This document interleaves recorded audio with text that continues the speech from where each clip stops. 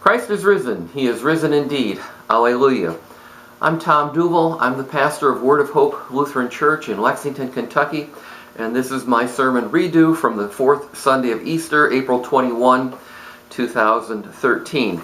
The gospel reading for this last Sunday was John 10, 22 to 30, and it reads, "At that time the festival of the dedication took place in Jerusalem. It was winter, and Jesus was walking in the temple in the portico of Solomon. So the Jews gathered around him and said to him, 'How long will you keep us in suspense? If you are the Messiah, tell us plainly.' Jesus answered, 'I have told you, and you do not believe. The works that I do in my Father's name testify to me, but you do not believe, because you do not belong to my sheep. My sheep hear my voice, I know them, and they follow me. I give them eternal life, and they will never perish.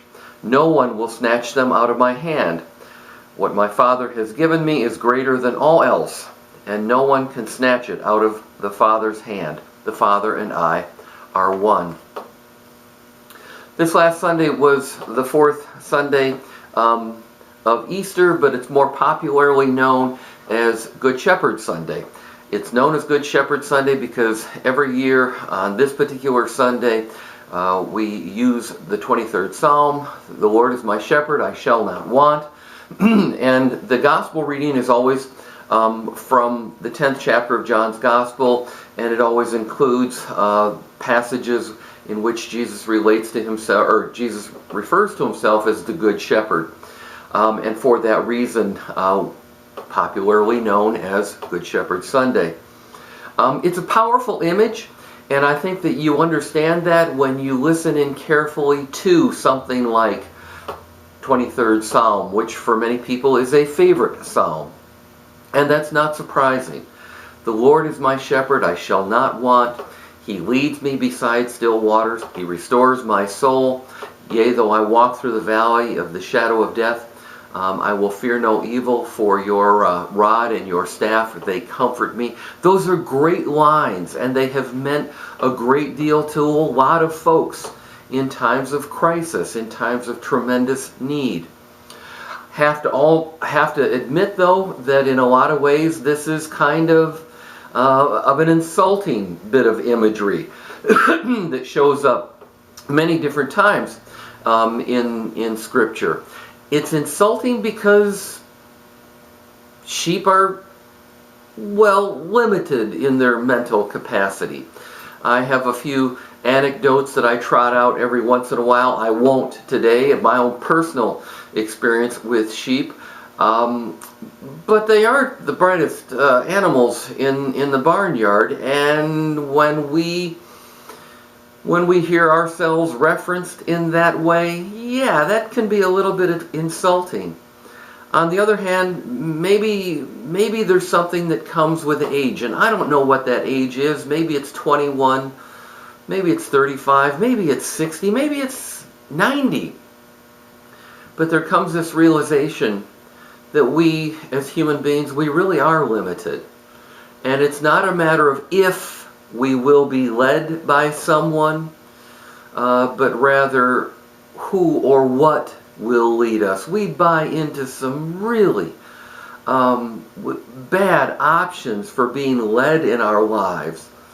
And it's comforting to realize that there is one who is a good shepherd, one who has died for us, one who has been raised for us, one who has suffered and gone ahead of us into all the difficulties and the pain of life. And this is the one who guides us. There are a number of different things that people have noticed about the sheep-shepherd kind of thing. One is that maybe the most redeeming quality of sheep is that they will follow.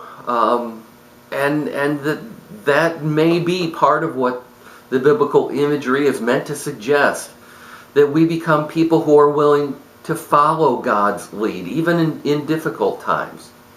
Other folks have suggested that the enduring quality of this imagery comes from the fact that there's a relationship that develops between sheep and shepherd. And you can see that If a stranger walks through a flock of sheep, there's all kinds of a ruckus that's created. There's buying and there's bleating, and the sheep are really nervous. They don't know what to do about that. But if the shepherd walks through the flock, you know what happens? Absolutely nothing, because the sheep know the shepherd. They trust the shepherd. There's this relationship. They respond to the voice of the shepherd. The voice of a stranger just freaks them out. And is that part of what that biblical imagery is meant to convey? That we're invited into this relationship, and it's meant to be a thing of calm and comfort for us.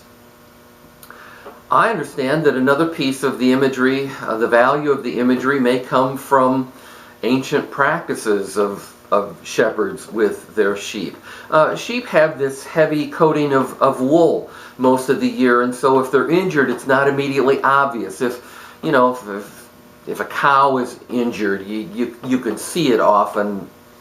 But sheep often were taken care of in a very hands-on way. Shepherds ran their hands over the bodies of the sheep. There was sort of that hands-on intimacy. And is that part of what the biblical witness is trying to convey? That there is this intimacy in the relationship, that God knows what we're going through. Well, could be all of the above. And for that reason, and maybe other reasons, this imagery endures.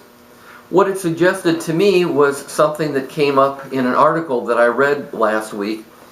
This is an article entitled "The Depression Epidemic." It was written by Dan G. Blazer. I don't know who that is, but here's a shout out to you, Dan. Thanks for a great article. It says it was posted 3/6/2009. Don't know why I'm just coming across it, but it was a good article about the depression epidemic. Blazer reviews this whole thing. Seems like there's more people who are dealing with depression these days, and says, well, maybe it's because it's just it's a more recognized kind of diagnosis. Could be that the popularity or that the frequency of the depression diagnosis comes from the fact that there are pharmaceutical companies really pushing that diagnosis so that, they can sell expensive pharmaceuticals. Or Blazer suggests that it could be because we live in an increasingly depressing world. For us, this last week, there was the news that was coming out of Boston, the bombing, at the end of the bombings at the end of the Boston Marathon, or there was that explosion in Texas. And yeah, I know that by the end of the week, the suspects in the Boston bombing had been caught. But very quickly, our gaze forgets about the fact that people died in these events. And honesty compels me to note that whereas in some ways these are exceptional events for us in the United States, there are people who are living in places where this is much more common. People live in war zones. People are living in conditions where they have no food, they have no fresh water. Malaria and other diseases are rampant. People are living in oppressive regimes, and the media brings that information to us, and it's depressing. Moreover, Blazer in his article goes on to say that there's a lot in our daily lives, even when things are going well, there's a lot that's depressing. And I'm just going to read a couple of passages.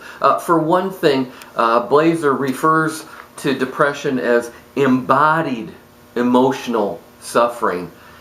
And I hope you hear in that definition a tie to the Easter season, that we believe in Jesus' bodily resurrection. And Blazer sees I think Blazer sees a connection in depression as an embodied emotional suffering. A couple of sentences. Depression is in part a withdrawal by the weary into an inner world, an attempt to create a protective cocoon against real world demands. I haven't heard it as much recently, but I know a few years back you'd ask people, well, what are you doing this Friday night, this weekend? People would say, cocooning. Depression is a way of cocooning for weary people. And then Blazer goes on, we are given responsibilities with little authority and even fewer resources, and feel we have no control over job expectations or even how we use our work time. Many of us are subject to sometimes dehumanizing corporate or economic systems not of our own making and seemingly beyond our influence. We feel small, insignificant, and expendable. Anybody feel small, insignificant, expendable? That's depressing. And then there is this issue that we're simply afraid often to confront, to face the difficulties, to face them squarely. And that makes it all the more depressing because it puts us into a downward spiral. What does Blazer recommend? Well, in a sense, he recommends going to see your doctor. Which, by the way, I'd like to go off on a little bit of a tangent for the tangent at this point. It's one of the questions that's come to me over the years that I've been a pastor, and it sounds something like this. Pastor, if I was really a good Christian, wouldn't I not need to go see a counselor? Wouldn't I not need to go see a therapist? And in the face of that question, I try to be sensitive. I try to be thoughtful. I try to help the person work through that. But in all honesty, I got to tell you, there's a part of me that wants to say, yeah, and I suppose if I'd have been a good Christian, I probably wouldn't have needed a doctor to do that gallbladder surgery on me 15 years ago. I believe that all of these things that God has provided, God really has provided. It's part of the healing ministry, the ongoing healing ministry of Jesus, that He provides us with people who are doctors that primarily deal with our physical issues, but also deal with the other kinds of issues that we face, the embodied physical suffering that we call depression. And now back to Blazer. Blazer would say, if you're dealing with this kind of stuff, sure, go see your physician. But then he highlights the way in which we as Christian community are important to addressing embodied emotional suffering. We, by the very way in which we support one another, we become the embodied community of the resurrected Christ. We become the embodied community of hope. We are embodied hope for one another as we try to listen for the voice of the Good Shepherd. We are the embodied hope, the community of faith, as we try to help each other on our spiritual journeys and do so in a very hands-on way. I know that this is coming across to you through the internet, but believe me, there really is an embodied community of hope here at this community we call Word of Hope. But for wherever you're listening, there are embodied communities of hope in which it is the personal care of the Good Shepherd through other folks in the congregation that the hope of the resurrection comes through. It comes through in the body. Peace be with you as you discover that embodied hope. Christ is risen. He is risen indeed. Alleluia.